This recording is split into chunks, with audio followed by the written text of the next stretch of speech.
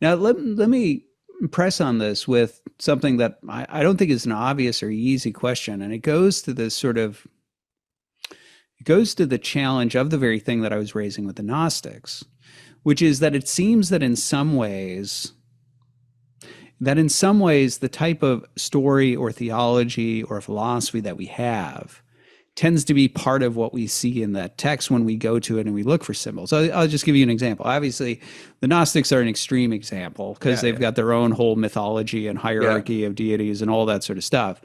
But I mean, let me take something much simpler, right? Protestantism. Within Protestantism, there is a tendency toward penal substitution. So I think about God primarily as a judge. I think about the human condition primarily as a lawbreaker. And I think about the gospel primarily as Jesus is taking a punishment for my sins to get me off the hook, right? Something like that. And yet, you know, if I'm talking to the Eastern Church Fathers, they don't have that concept. They have a very different concept where I am a broken and a dying species, and Christ, who has the life of God in himself, enters our species in order to heal it and repair it. Now let's go to something rather simple. So if you look at the story of, you know, the leper who gets healed by Christ, and then Christ tells him to go and make, you know, a sacrifice or give the offering that, you know, that Moses prescribed as a testimony to them, right? The people who are going to receive this of his healing in order to sort of point back toward Christ. If you dig up like what the specific sacrifice that the leper is supposed to offer in this context, it actually involves two birds, and you take one and you kill it, and the blood of the one ends up, you know, going on the other, and then the one that's been bloodied ends up being released. And I know immediately that a Protestant is going to see in that penal substitution. That's their theology, right? They're like, see, this one's Jesus who gets killed. I get doused in the blood, so it looks like I've been killed, and I get let loose and freed, right? But if you look at Cyril of Alexandria, when he looks at that, what he sees is something different. He says, these represent the two natures of Christ, one of which he took on and is subject to death, and one of which is immune to death because it's from heaven and it's divine. And so this is a picture of the two natures of Christ, him being, you know, slain, and yet not dying because, you know, he's divine. And so in this sense, right, the theology that the person has a deep impact on what they see in those, even when they're sticking close to the text. You know, they're, you know, they think they're sticking closer to the text than they maybe are, right? They don't realize how much of their own tradition they're bringing to the text. But it does seem that the sort of story or the sort of theology or the sort of philosophy a person has in their mind will produce a lens, right, or a skew or something like that affects what you see in the story.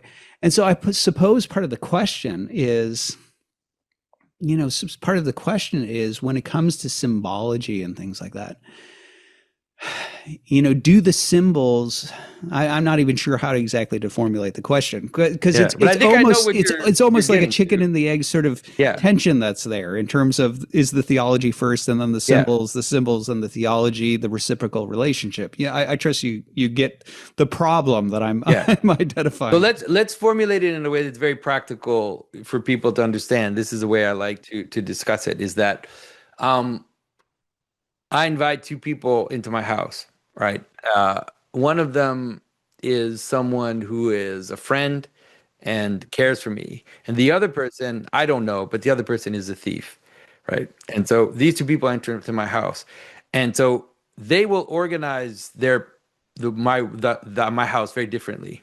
That is, the way that they will perceive the structure of my house will be completely different. With all the same facts, with all of the same things there. One of them will be looking at, you know, when other people aren't noticing, what's a way out, you know, is that window locked, is, you know, and we'll organize a thief's vision of my house. And that vision will be completely coherent to the purpose of the thief, right?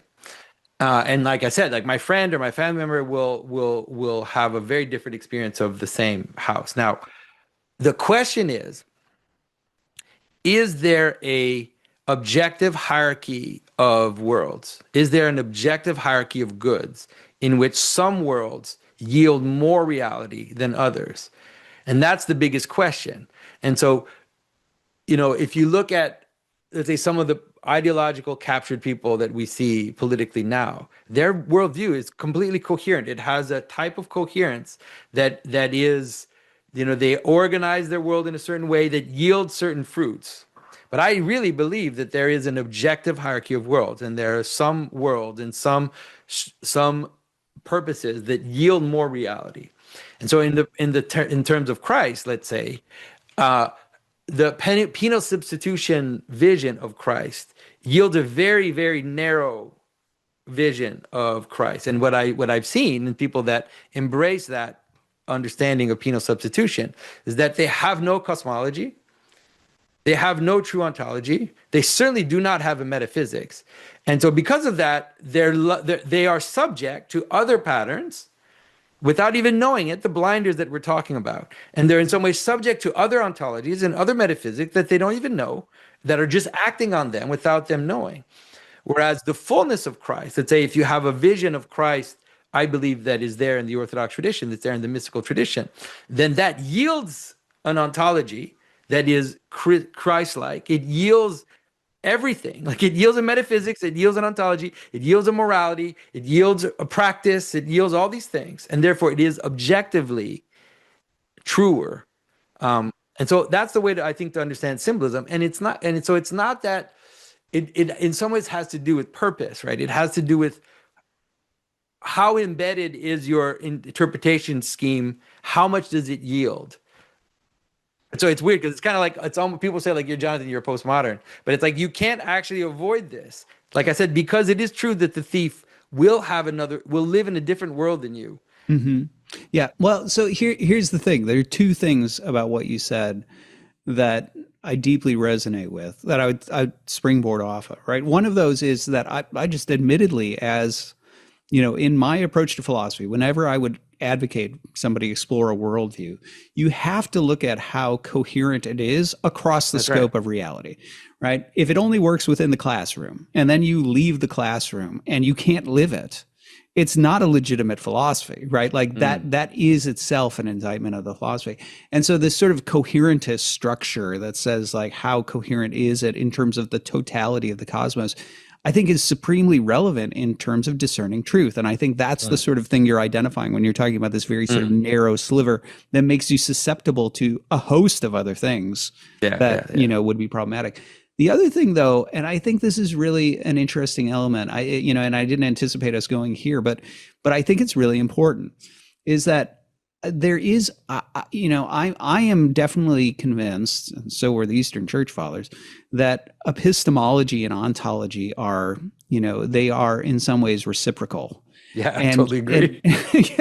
And so like one of the things where people, for folks who obviously virtue epistemology is sort of like a contemporary version of this, but I think people can see it in just ordinary ways, right? Like, I don't know, obviously you're an artist, so you know the experience of going from like, I'm a novice, I don't know anything about art, and then I get better at whatever it is, painting, carving, drawing, whatever. And all of a sudden you start to look at other artists and you look at them differently because you're different. And it's like all of a sudden, oh, I didn't realize there were flaws in this guy's work, but now I see like the flaws really clearly. Anybody who's learned an instrument has the same sort of reciprocal experience where it's like, I wanted to learn guitar because I love this riff. And then I learned the riff and I realized it's incredibly simple and maybe it's cool and all, but now I start to appreciate other musicians more because I know something about guitar. Yeah. Well, according to the church father, and virtue epistemology is basically saying the same thing. Like the more virtuous you become, the clearer you see morality, virtue, and vice. But the Eastern Church Fathers said the same thing, right? This was one of their critiques of the heretics.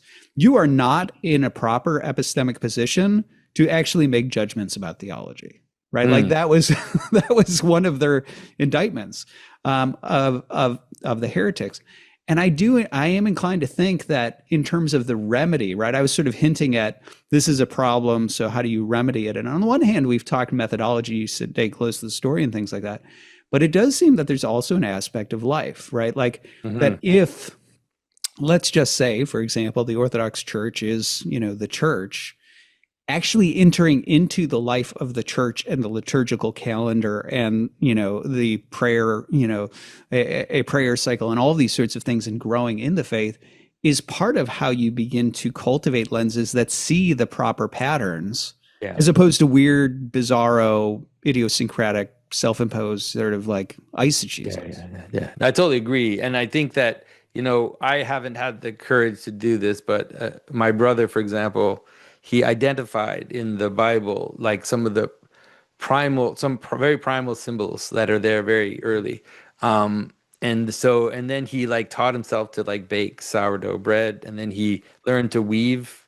He did all of these things that are kind of very basic because he realized that the insight about the meaning of these primal, like, like learn to make fire, like these very primal things can yield more insight by actually practicing them than just thinking about them. Because when you think about them, then you want to jump all these different analogies. But if like if you actually have a fire in front of you and experience it, the insight you'll get is far more real than thinking about fire, you could Right. say. Yeah. No, that's true. Yeah. No, that's actually brilliant. I mean, certainly, I think, I mean, anybody who's done the sort of thing where they've studied something and then they went to the place knows what that's like, Yeah, right yeah, there for and then. sure.